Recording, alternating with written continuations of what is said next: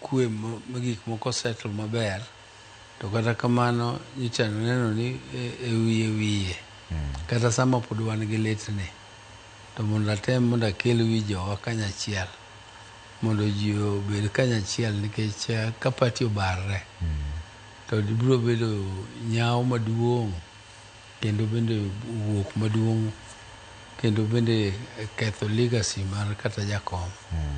Koro miyo ok wanyal yie mondo pati obarre e yo moro amora kata mondo okethre. Koro mae omiyo nyaluongo bura nyoro man ma chair mar gino, nikech party leader chair mana komiti achiel kende e chama mar national executive ok en, kata mar national governing be ok en, mago mag jakom.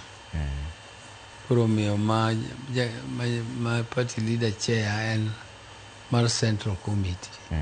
Central committee en be a powerful committee, though it is derived from the neck.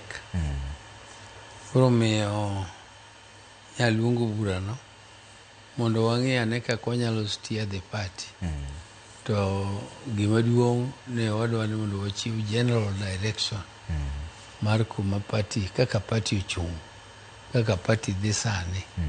To details mang'eny to koro wabro loso ka koro wasechako tich. Gie sani pod waywago jakom, pod ok wadonje details mang'eny mar ginene. Koro anyalo outline ni gima waneno kaka wawinjre ni party koro nego dhi. Mokwongo, jakom nyowewa ka wan arrangement miluongo ni broad based government. Broad based niluonge nikech ODM odonje arrangement gi jo UDA. To broad based ni nitie agenda mwawinjre, agenda 10 ma wadwaro ni mondo obed fulfilled kaka gima guide relationship marwa gi jo UDA gi. To wadwa ni mondo wati kodgi ka wang'iyo ni to jowa to kuom higni modong' 2 kata 1 gi nus gi, ere gima jowa nyalo yudo e broad based government ni.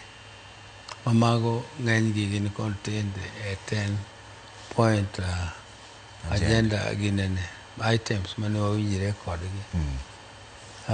Koro ka wase in that arrangement, wadwa ni mondo party marwa obed distinct kaka ODM. Ok party marwa olal ei kado ma ok ni muonye i UDA. Ni muonye iye. Party marwa nyaka bed distinct kendo nyaka bed strong, kendo nyaka grow from strength to strength. Nyaka omed teko, nyaka obed gi teko e iye kanyo. Koro kwage